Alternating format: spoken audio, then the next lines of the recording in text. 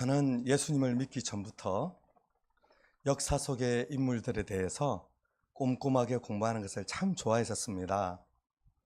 아름다운 분들, 훌륭하신 분들, 정말 상상도 못할 고통과 위기를 다 이겨내시고 멋지게 변화되시는 분들이 역사 중에는 정말 많으시더군요.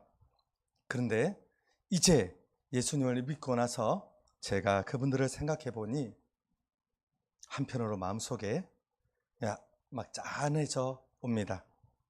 왜 그렇겠습니까? 이 땅의 정의를 위해서, 또 새로운 아름다운 세상을 위해서, 또 남을 돕기 위해서, 또 의리를 지키기 위해서 정말 온갖 고생이란 고생은 다 하셨던 그분들이 과연 무슨 소망이 있었을까 의문이 들기 때문입니다. 악을 피하고 선을 행하려고 막 목숨까지 버려가면서 저항하셨던, 싸우셨던 그분들 생각해 보면 이제야 드는 생각은 얼마나 외로우셨을까, 얼마나 힘겨우셨을까 하는 것입니다. 우리는요 나중에 다 갚아주실 예수님이 있으시잖아요. 우리는 서러운 일, 억울한 일, 말로 다 못할 참담한 일을 겪어도 나중에 이걸 다 갚아주실 예수님이 있으시잖아요.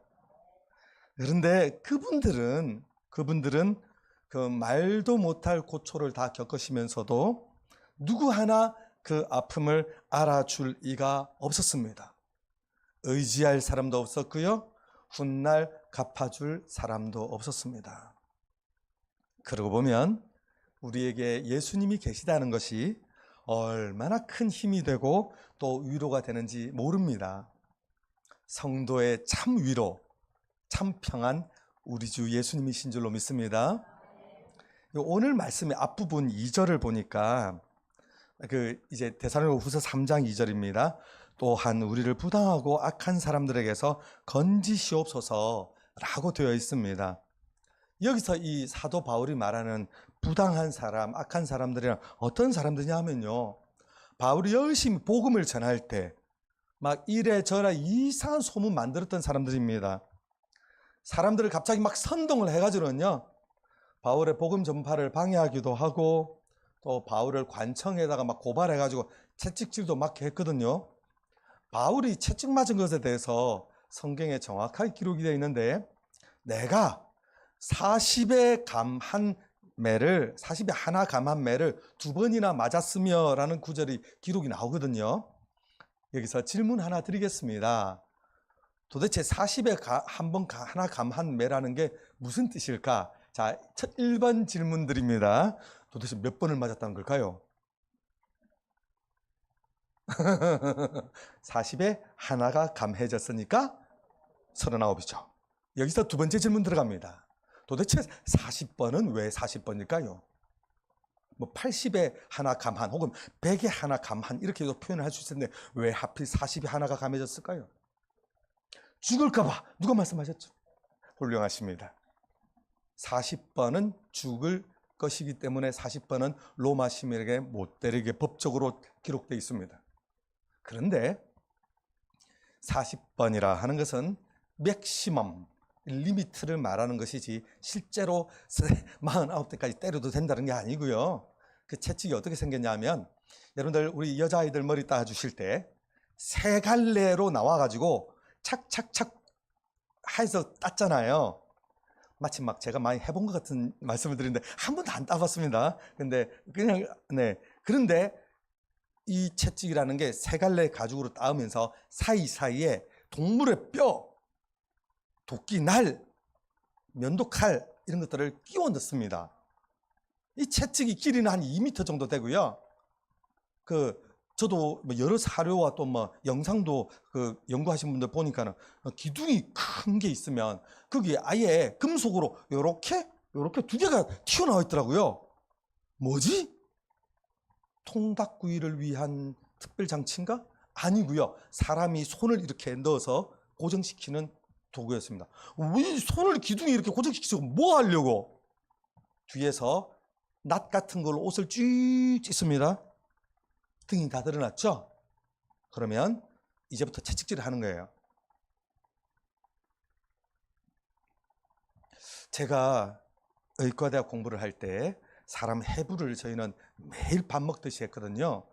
사람 배도 열어보면 놀랍습니다. 진짜 너무너무 놀라운데 등을 보면 더 놀랍습니다. 등은 척추라고는 환상적인, 인간이 만들려고 하면 만들 수도 없는 기가 막힌 놀라운 뼈도 있지만 사이사이에 신경과 혈관이 어마어마하게 분포가 잘 돼 있어가지고 사람 몸을 도무지 로봇 따위로는 계산할 수 없는 환상적인 조합으로 사람 몸이 구성이 되어 있거든요. 이런 등에 채찍질을 해가지고, 그게 채찍질을 탁 하면 원래 갔다가 돌아와야 되잖아요. 안 돌아옵니다. 박혀가지고 안 돌아오는 것을 억지로 가져오면, 여러분, 이거는 우리가 안 당해봐서 그렇지 너무 무서운 거예요. 한 대 맞으면 우리 대부분 기절, 2대 맞으면 나 죽겠다, 제발 살려달라, 막 눈물 콧물 그냥 막 필사적으로 몸부림을 쳐야 되는, 한 20대도 맞는 일이 흔하지가 않았다고 하는 이 매를 바울이 39대나 맞았다고요. 나중에 다 맞거나, 여러분 그 기록에 보면 바울도 참 대단합니다. 다 맞고 나서 감옥에 끌려가면서 바울이 그러잖아요. 나 알고 보면 로마 시민이야 이것들아. 사람들 깜짝 놀라죠. 진정 말했으면 안 맞았을 텐데. 내가 네. 그런 거 미리 말해서 고난을 일부러 바울은 피하려고도 하지 않고 진짜 고생했잖아요. 우리가 한번 그 입장으로 생각을 해보세요. 복음을 전했을 뿐인데, 사랑을 전했을 뿐인데, 막 그런 바울을 죽여야 된다면서 필사적으로 바울 따라다녔던 사람들, 여러분 요즘 임명만 사람들이 따라다니는 거 아닙니다. 바울도 사람들이 따라다녔어요. 사인 받으려고가 아니고 죽이려고. 아니, 바울 한밤중에도 광주리 타고 도망가기도 하고 정말 아찔아찔한 순간들이 많았습니다. 돌무더기 막 무덤도 쌓았던 거 여러분 아세요? 돌무더기 무덤은 딴 게 아니고 사람을 저리 낭떠러지를 일단 끌고 가가지고요, 밀어버리고 저 위에서 자 우리 시작해볼까요? 해가지고서는 던집니다. 위에서. 그러면 인정사정 없이 막 위로 쌓이고 해가지고 무덤이 이렇게 만들어지는데 죽는 거예요. 그냥 죽는 거예요. 스데반 이래서 죽었지 않습니까? 바울 죽은 줄 알고 사람들이 그냥 버려놓고 갔는데 나중에 겨우 살아났거든요. 여러분, 우리 이런 일 한 번이라도 겪으면 다시 복음 전하고 싶겠느냐고요. 여러분들은 하실지 모르지만 저는 못하겠습니다. 제가 알고 보면 좀 약해서. 바울 너무 고생했잖아요. 근데 정말 악한 행위 하나도 없이 이렇게 충성된 마음으로 그리스도의 사랑을 전했던 바울인데 어쩜 이렇게 시험, 환난, 고통을 많이 당했는지, 진짜 이게, 그런데 어쩌다 이렇게 되는지 모르겠지만 신실한 일꾼들 다 이렇게 당했더라고요. 다 당했습니다. 복음을 열심히 전하고 사랑을 열심히 전했을 뿐인데 말도 못하는 오해가 막 생깁니다. 간혹 교회에서도 생깁니다. 예상치 못한 어려움이 막 생기기도 합니다. 온몸이 막 다치기도 합니다. 그래서 우리가 실제로 선을 행하다가 내가 끝까지 간다는 거 진짜 어려운 일이거든요. 쉬운 사람 없습니다. 잘 견디다가도 나중에 힘에 부쳐서 우리 포기하는 일이 대부분이라고요. 제가 우리 성도님들 한 분 신방을 하고 있잖아요. 아직 신방 이렇게 신청 안 하신 분들 아니 되옵니다. 네, 신청은 어떻게 하나요? 구역장님들께 말씀드려 주시면 되고요. 우리 목사님이 언제 시간이 되나요? 네이버 밴드 앱에 저의 모든 스케줄은 다 올라갑니다. 제가 진짜로 여러분들 모든 거 공개해놓고, 여러분들 왜 공개하겠습니까? 김 목사가 있는 거라고는 외모와 시간밖에 죄송합니다. 네. 있는 거라고는 시간밖에 없는데 언제 시간이 비는 줄 알아야 여러분들이 저한테 만나자고 말씀하실 거 아니에요. 그래서 시간 공개 다 해놓고 언제 어디서 누굴 만나는지 다 해놨거든요. 제발 여러분들 다 이렇게 해서 저랑 만나 주셔야 되는데, 성도님들 한 분 한 분 신방하다 보면 저 정말 말씀을 많이 듣습니다. 어떤 분들은 담임 목사가 왔으니 예배를 드려야 되잖아요. 예배도 이렇게 가정 방문을 할 때는 예배도 드리고요. 그렇지 않고 식당에서 뵙거나 카페에서 뵐 때는 예배는 뭔 예배입니까? 그래서 그냥 여러분 말씀을 많이 듣는 쪽으로 하려 합니다.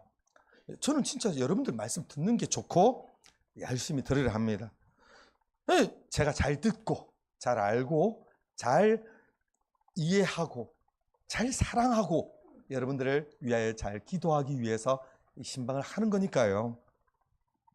듣다 보면 정말 많은 분들이 우리 자녀들 교육 한번 잘 시켜보겠다고, 또 자녀들에게 이 자녀들이 했는데 자녀들이 나중에 또 믿음에서 떠나고 하면 이 자녀들 돌아오게 해보겠다고, 또 우리 부모님들에게 복음 전해보겠다고 얼마나 애쓰셨는지, 얼마나 고생 많이 하셨는지 제가 다 듣게 됩니다. 들으면서 마음이 안쓰럽고 참 이 한편으로 송구스럽고, 어쩜 이렇게 정말 많은 어려움 가운데 복음을 위해 애쓰고 계시나, 가정을 한번 믿음 안에 잘 세워보려고 고생하고 계시나, 그것들을 잘 알게 됩니다. 그러면서 막 고생은 하시는데 어려움은 또 많이 겪으신다는 것을 알게 됩니다. 여러분 정말 고생이 많으십니다. 정말 고생이 많으세요. 그리고 정말 수고하고 애쓰고 계십니다. 부디 하나님의 특별한 위로와 이 평안이 있으시길 바랍니다. 가장 가까운 가족에게 복음 전한다는 거 참 쉽지 않죠. 하나님께서 우리 성도님들의 아픔을, 그 눈물의 기도를 너무 잘 알고 계십니다. 지금은 우리가 다 눈물로 기도하고 대체 언제 이런 일이 다 같이 예배드리는 날이 올까, 우리가 참 답답하지만 말입니다. 우리 함께 말씀 하나 꼭 찾아봤으면 좋겠어요. 시편 126편 가보십시다. 시편은 우리 딱 성경책의 한가운데 있어요. 욥기, 시편, 잠언, 전도 이렇게 되잖아요. 시편 126편, 우리 구약성경 898페이지에 있는데요. 시편 126편, 이거 진짜 여러분 중요한 내용입니다. 1절부터 6절까지가 다 동일한 내용인데, 898페이지 시편 126편 우리 6절만 같이 읽어보겠습니다. 126편 6절 시작. 울며 씨를 뿌리러 나가는 자는 반드시 기쁨으로 그 곡식단을 가지고 돌아오리로다. 아멘. 우리 하나님께서 우리가 울면서 씨를 뿌리러 나가는 이 마음을 다 알고 다 보고 계신다고요. 우리 하나님께서 그 여러분들의 낱낱이 그 수고하시고 아픈 심령으로 열심히 하시는 것에 대해서 다 반드시 열매 맺게 해 주실 것이라 말씀하십니다. 그렇기에 우리가 소망 가운데 흔들리지 마시기를 부탁드립니다. 지금 가족 전도하면서 흘리신 눈물 하나님 다 갚아주시고요, 기쁨으로 나중에 훨씬 더 놀라운 열매로 주실 것입니다. 이제 우리가 조금 있으면 추석이잖아요. 이제 진짜 얼마 안 남았는데요, 믿지 않는 가족, 친척들 만나셔야 하는 분들 긴장되시죠? 저 진짜 옛날에 긴장 많이 됐었거든요.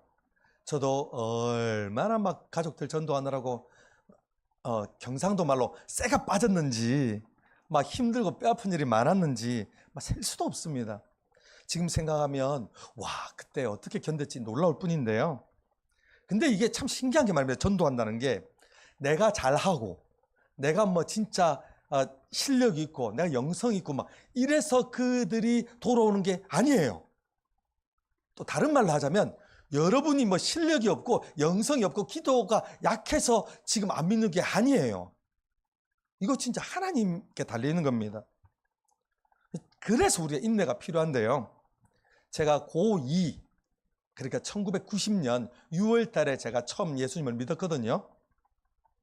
그 해 이제 추석이 다가오는 딱 이맘때쯤이었습니다.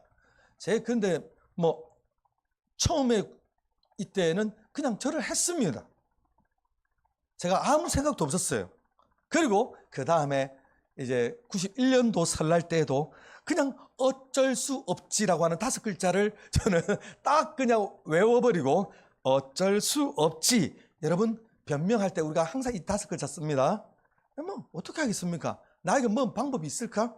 그런데 신앙생활을 1년을 하고 보니 이제 91년도 제 고3이 되었을 때 추석이 다가오는 이쯤이 된 거예요. 이쯤이 딱 이렇게 된 거예요. 정말 딱 이때였습니다. 마음속에 이 거룩함에 대한 열망이 생기는데, 제가 지난주에 거룩함의 열망에 대해서 말씀드렸지 않습니까? 하나님을 사랑하면, 하나님이 내 삶 속에 계속 역사하시면, 하나님과 계속 교제하면서 기도하면서 막 큐티하면서 이러다 보니 제가 이 우상 앞에 절을 한다는 자체가 너무 싫은 거예요. 이제 이건 강제로 되는 게 아닙니다. 우리 가슴 속에 열망이, 제가 헛된 우상, 죽은 자 앞에 절하고 숭배해서는 안 되겠구나. 내가 정말 어떻게 해서든, 여러분 참 인생에서 목표를 나름대로 정하고 기도하는 것은 좋습니다. 하나님, 저 제사상이 절하기 싫은데요? 라고 일단 정해놓고 방법을 좀 찾아주세요 하나님. 이렇게 기도를 하는 사람은 나중에 언젠가 하나님으로부터 방법이 이렇게 오는데, 어떤 사람은 하나님 제가 제사상에 절을 할까요 말까요, 이렇게 기도하는 사람은 나중에 아무것도 응답이 안 됩니다. 제가 불신자와 결혼을 할까요? 막 이러지 마시고, 하나님 저 불신자와 결혼 안 하고 싶은데 어떻게 하면 되겠습니까? 어떻게 하긴요? 전도를 하거나 아니면 그 사람 포기하거나 우리가 뭐 이래야 되는 거 아니겠습니까? 그래, 이렇게 하나님 저 제사상에 절을 안 하고 싶은데 어쩌면 좋겠습니까?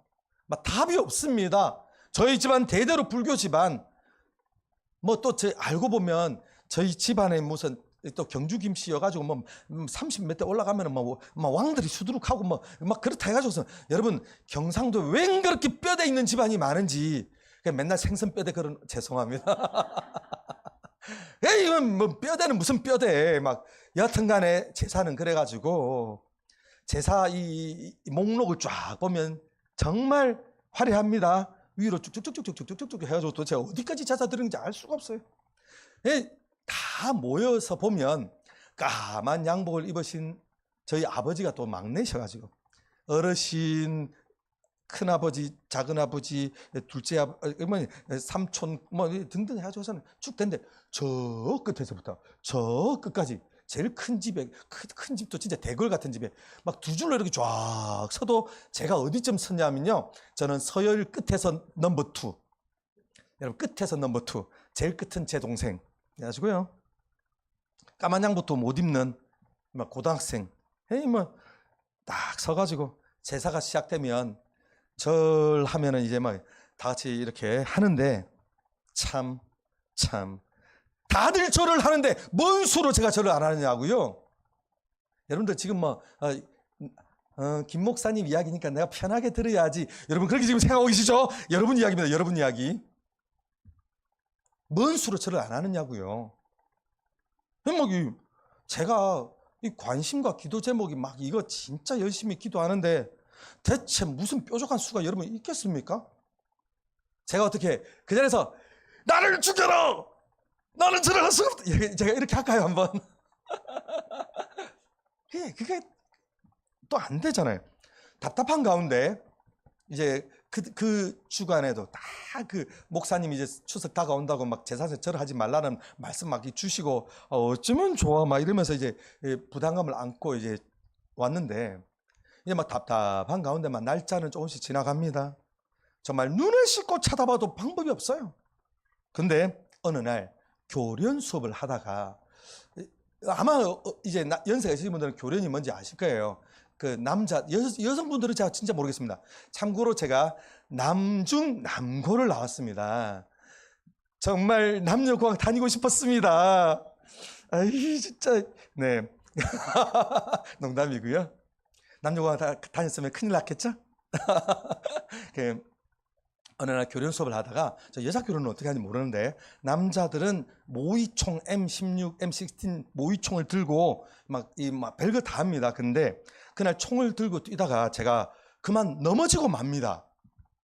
딱 이까지 들으시고 여러분들 아마 속으로 그렇게 생각하실 거예요. 우리 김 목사님 운동을 잘 못하시는구나 이렇게 생각하실 수 있는데 전혀 그렇지 않습니다. 제가 아주 어렸을 때부터 달리기가 진짜 빨라가지고요. 못 믿으시겠지만 옛날에는 100m 10초, 11초대로 제가 끊었습니다. 지금은 그렇게 못 뜁니다만은 그냥 막 달리기 대표였고요. 그리고 제가 태권도랑 특공무술 이 사범도 오래 했습니다. 중국에 선교사로 갔을 때도 태권도 사범이라고 하는 공식 직함을 가지고 진짜 제자들을 많이 키웠어요. 제가 운동을 어릴 때부터 계속 해왔는데 그런 제가 뭔 말도 안 되는 교련 시간에 총 들고 뛰다가 깡청깡청 뛰다가 탁 넘어졌다고. 저도 깜짝 놀랐어요. 저도 깜짝 놀랐어요. 내가 뭘 잘못 먹었나? 딴 사람들도 다 깜짝 놀랐고. 그날부터 제가 다리를 쩔뚝쩔뚝 하는데 다리를 굽히지도 못하겠는 거예요. 앉을 수도 없어요. 제가 막 다쳤다 하니까 다들 웃어요. 여러분들도 막 웃고 싶으시죠? 근데 제가 막 앉지도 못하고 일어서지도 못하고 굽히지도 못하고 이렇게 됐는데 얼마나 이 삶이 불편한지. 언제까지 제가 이렇게 못했느냐? 놀랍게도 추석 당일까지 다리를 굽히지 못하는 거예요. 저는 그날에야 깨달아요. 그날에야 깨달았습니다. 도무지 달리다가 다칠 일이 없는 제가 왜 다쳤는지. 막 어르신들 다 쫙 제사 준비하느라고 까만 양복 입은 사람들이 많이 빠글빠글한데 그 중에 제가 가서 아버지 앞에 가서 말씀드렸습니다. 아버지, 다리가 다쳐가지고 절을 하고 싶지만 할 수가 없네요. 제 아버지가 그러라고. 그래서 제가 이제 제일 끝에서 넘버 서열 2가 이제 서가지고 혼자서 다 수십 명이 다 같이 절을 하고 있는데 혼자 서서 기도를 하는데 정말 막 눈물이 고여요. 여러분 이 감격의 이 마음을 여러분 안 겪어보셔서 모르시죠? 진짜 감격스럽습니다. 정말 놀라웠습니다. 그렇게 제가 하나님 저 절하기 싫어요라고 기도만 했는데 어쩜 이렇게 응답을 주셨는가. 저 알고 보면 여러분 여러분들 김 목사님은 하느님마다 잘 됐겠지.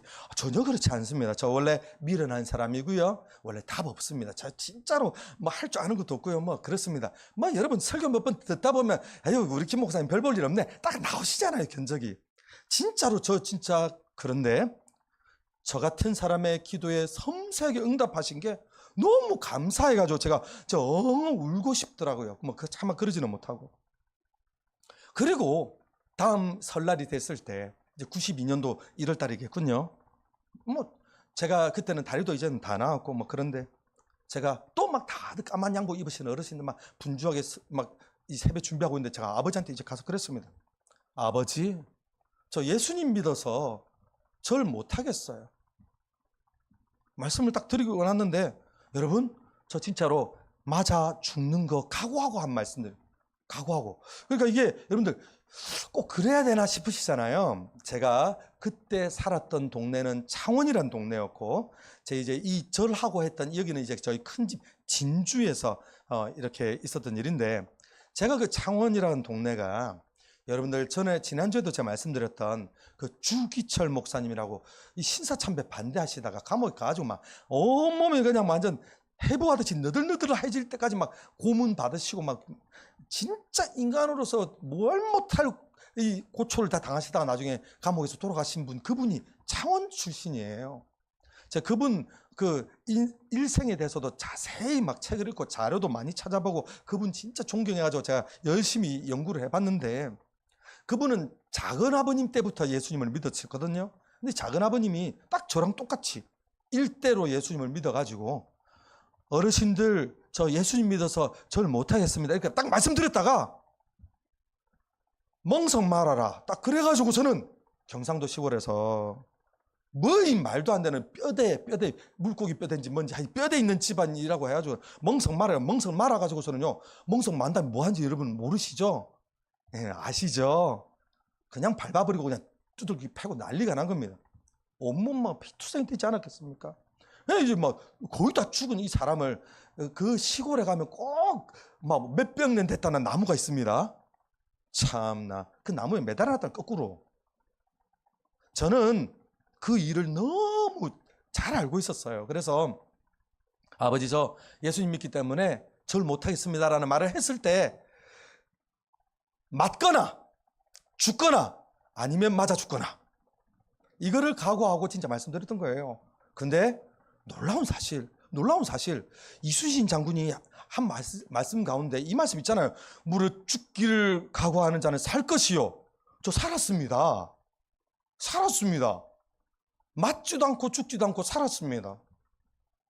전 진짜로 신기하게 나 이러다가 오늘 죽을 것 같아 해가지고 딱 믿음대로 했는데 안 죽어가지고 벌써 순교해야 될 사람인데 한 10번 그래 살았어요. 가만 생각해 보면요, 저 여러분 뭐 믿음 좋아 보이세요? 하나도 안 좋습니다. 제가 믿음이 얼마나 안 좋은지는 웃기시죠? 근데 진짜 그렇습니다. 저희 집에 애들이 진짜 잘 압니다. 우리 아빠는 믿음이 안 좋아. 다 알고 있어요. 여러분들도 저희 이제 막 가까이 계속 만나시다 보면 우리 목사님 별로 믿음 안 좋네 다 아실 거예요. 뭐 저 잘하는 거 하나도 없습니다. 뭐 잘난 거 뭐 아무것도 없는데, 그런데 이처럼 어려운 시험을 어떻게 넘어섰을까 생각해 보면요, 저희 집안 진짜로 대대로 막 불교 믿고 뭐 유교 서적 읽고 어렸을 때부터 그냥 여러분 불교 그냥 믿었다 해도 여러분들 뭐 불교 신자라 하셨어도 1년에 겨우 뭐 한두 번 절에 가가지고 기와장에 이렇게 이름 쓰시고 이렇게 돈 내시고 뭐 대충 그렇게 우리가 하면서 사시잖아요. 저희 집은 안 그랬고요. 매주 주일날에 이 시간 교회로 온 게 아니라 절에를 갔습니다. 아주 그냥 불심이 특심하죠. 이런 집안이었다니까요. 제가 어렸을 때부터 막 이런저런 진짜 훌륭한 책들을 많이 읽었지만 불경하고 유교 경전들 그냥 아주 달달 외우면서 살았습니다. 그런데 이런 집에서 장남이라고 하는 놈이 이제 막 아직 20살도 안 된 그런데 어린 애가 하나님 한번 잘 믿어보겠다고 있는 힘 없는 힘 다 짜내가지고 그냥 막 애쓰고 또 막 목숨 걸고 막 이러는 게 하나님 보시기에 불쌍하셨던 것 같습니다. 제가 뭐 기도의 능력 있고 막 전도의 능력 있고 이랬으면 저 진짜로 없거든요. 있었으면 정말 부모님 전도하는데 시간이 그렇게 많이 걸렸을까 싶습니다. 제가 예수님 믿은 게 90년이었는데 그때부터 막 예수님 믿는다고 핍박에 모진 세월을 그냥 어마어마하게 겪으면서 그 안 되는 중에도 부모님 열심히 전도하고 막 맨날 집에 들어갈 때마다 신주 단지 막 있는 거 보고 막 방언으로 기도하고 또 막 집안에 곳곳에 어머님 숨겨놓으신 부적 몰래 가서 막 찢어버리고 제가 중학교 때 뭣도 모르고 수학여행 갔다가 그 어디더라 그 하여튼 그때 네 요만한 이제 한 뼘 정도 되는 이런 불상을 500원에 팔더라고요. 뭐 궁금하면 500원인데 그 당시에 500원 이런 걸 팔았습니다. 하여튼 그래가지고서는 야 어머니 갖다 드리면 좋아하시겠다 해가지고 이거 진짜 어머니 갖다 드리니까는 막 너무 좋아하셔가지고 나중에 그걸 어디다 모셔다 놓고 그 앞에 촛불도 갖다 놓고 맨날 거기서 기도하고 계신 거예요. 여러분 제가 막 집에서 기도하다가 보니까 그 불상도 보여가지고 불상아 여기는 네가 있을 곳이 아니다 해가지고서는 목을 살짝 들키면 또 안 되잖아요. 다시 원래 여러분 그렇다고 또 저처럼 꼭 하시라는 건 아니에요. 어느 날 어머니가 비나이다 이렇게 됐겠죠. 저 여러분 뭐 당궁상 뭐 이렇게 하고 이런 거 저 싫어합니다. 근데 뭐 그 당시는 그랬다는 거예요. 그러면서 저희 부모님 또 뭐 식당 하신다고 어디 이렇게 인수해가지고 하시는데 아니 앞에 식당 하셨던 분이 무당이었나? 웬 부적이 식당 입구에 커다랗게 붙어 있는데 저희 부모님 그거 못 되시고 근데 제가 그때 이제 막 계속 부모님에게 시간 날 때마다 막 전도하던 때라 부모님 저런 거 붙어 있으면 손님 다 떨어집니다. 저거 우리가 식당이 잘 되기 위해서라도 떼야 됩니다. 막 했는데 부모님 발발 떠시잖아요. 그래서 제가 그러면 제가 하고서 이제 딱 갖다 놓고 그냥 팍 찢어버리고 짝짝짝짝 쓰레기통에 이렇게 버려. 저희 부모님 헐 하면서 우리 아들이 언제 저렇게 막 여러분 이랬지만 부모님 끝까지 안 믿으셨거든요. 당시 이제 제가 막 선교사 면접을 보는데 제 부모님 안 믿으시잖아요. 그러면 제가 이 문제 때문에 애 많이 먹었습니다. 애 많이 먹었습니다.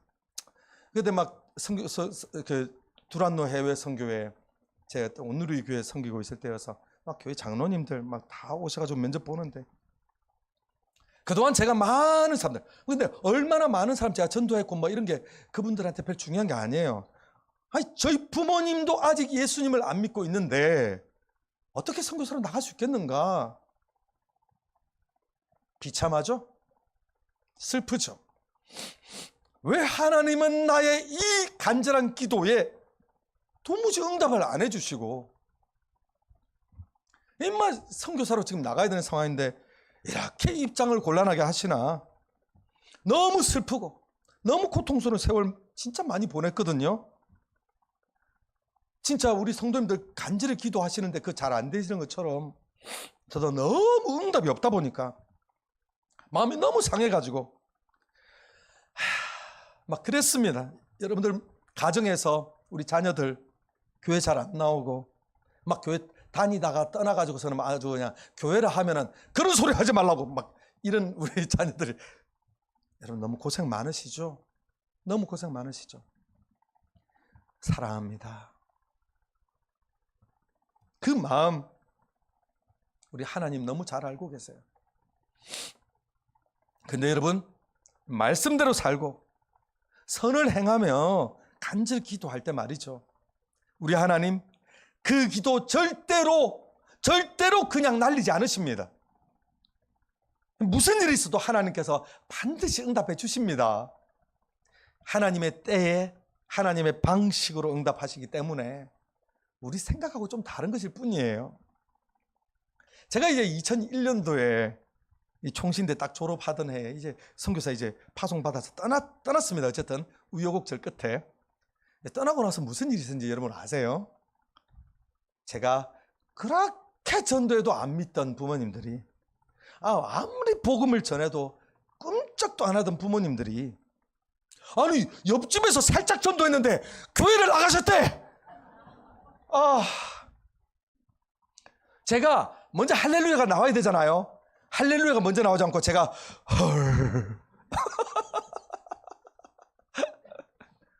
헐 진짜 제가 이제 이게 그러니까 언제 일이냐면 제가 딱 선교사로 2001년도에 나갔었는데 그 다음에 2002년도에 일어난 일이에요. 저희 어머니 사실 이제 생각해 얼마나 감사한 일이에요. 얼마나 감사한 일이에요. 물론 저한테는 좀 체면이 안 섰지만 저희 또 그 어머니 옆집에 사시던 이웃 집사님 진짜 기뻤을 것 같아. 살짝 찔러봤는데 어떻게 한마디만 살짝 했는데 이분이 그냥 교회 나와가지고 신앙생활 열심히 해요. 정말. 저희 어머니가 그분은 뭐 본인이 전도해서 됐겠다고 생각하시겠지만 천만에 제 눈물의 기도의 세월이 있었습니다. 하나님 응답해 주신 거죠. 우리가 여러분 그렇게 저희 아버지는 또 이제 그 다음에 2003년도가 되죠. 3년도에 아버지는 또 예수님께 들어오셨죠. 우리가 자녀들 위해서 우리 부모님 위해서 뭐 열심히 복음 전하고 눈물의 기도 드리고 할 때 그 하나님 가만 계시지 않는다고요. 하나님 반드시 응답해 주십니다. 우리가 뭐 전도 잘하고 기도 잘해서 그런 일이 일어나느냐? 아닙니다. 이유는 딱 하나. 하나님께서 우리를 불쌍히 여겨주시기 때문입니다. 불쌍히 여겨주시기.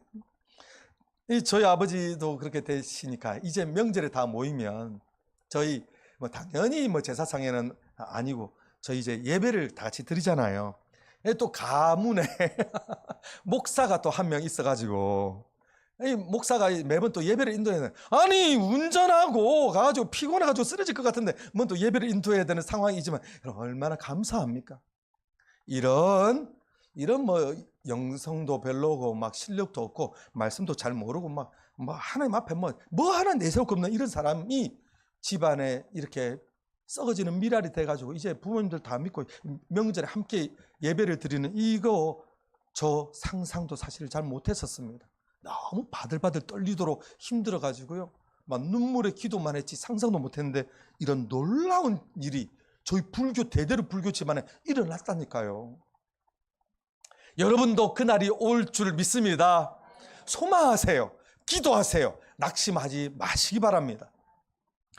이 자녀 때문에 고생 많으신 부모님들 낙심하지 마세요. 지금 열심히 선을 행하며 말씀대로 살면서 눈물의 기도 드리다 보면 하나님 하나도 빼먹지 않으십니다. 다 기억하십니다. 기적, 이게 성경에만 있는 일일까요? 오늘날 저와 여러분한테 있으면 안 됩니까?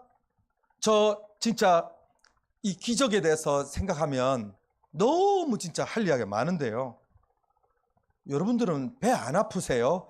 김 목사만 이렇게 좋은 일이 여러분들 너무 성숙하셔서 사촌이 땅을 사도 배 안 아프. 근데 이건 좀 배 아파 하세요. 여러분, 우리 집안에도 이런 일을 주시옵소서 기도하시기 바랍니다. 살아계신 하나님께서 우리 이 간절한 기도를 듣기를 원하시고 응답해 주시려고 준비하고 계시다니까요.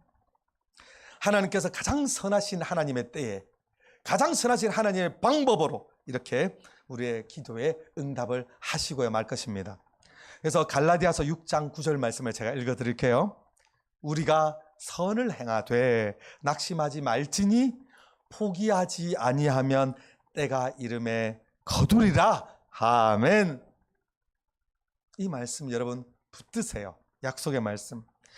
당시 저 믿음도 부족했죠. 성경 말씀 지금에 비하면 진짜 아는 것도 없었죠. 기도도 제대로 못했죠. 이런 철없었던 저의 기도를 들어주신 하나님. 그런데 이렇게 헌신적이고 성숙하며 좋은 믿음을 가지고 계신 우리 성도님들 기도하시는데 그 간절한 애끓는 기도를 하나님께서 그냥 버리실 리가 없습니다. 그냥 못 들은 척하고 끝내시지 않습니다. 저는 절대로 그렇지 않다라고 확신합니다. 우리 하나님께서 모든 눈물을 다 씻어 주실 것입니다. 그리고 자녀들도 돌아오게 하실 것이며 가족들 가운데 예수님 안 믿는 분 있으시죠? 그분도 속히 돌아오게 될 줄로 믿습니다. 그러므로 낙심하지 마세요. 낙심하지 마세요. 열심히 전도하며 기도하며 우리가 할 일을 열심히 할 때 우리 여러분 포기하지 마시기 바랍니다. 그 유명한 중국 고사 가운데 진인사 대천명이라는 말이 있습니다. 이게 이제 삼국지 연의에 가보면 그 제갈공명이 수인사 대천명이라고 하는 말도 했다고 하는데 뜻은 비슷합니다. 다할 진자를 쓰거든요. 이 인간의 일을 최선을 다해서 다하고 기다릴 대자를 쓰거든요. 하늘의 뜻, 하늘의 때, 하늘의 방법을 기다린다는 말입니다. 저는 참 신기한 게 어떻게 유교 이 책들에 이렇게 성경 말씀하고 비슷한 것들이 꽤 많아요. 그렇다고 해서 성경 말씀이 막 편집됐다느니 그런 이상한 말씀을 하시면 안 돼요. 다 하나님께서 일반 은총으로 심어 놓으신 것들입니다. 우리가 할 일을 최선을 다해서 하고 하나님의 뜻과 하나님의 때를 기다리는 거 이거 맞습니다. 우리 할 일이 뭐겠습니까? 첫째, 복음의 씨를 뿌리는 거. 둘째, 그 씨에 물을 주는 거. 이건 우리 할 일이고요.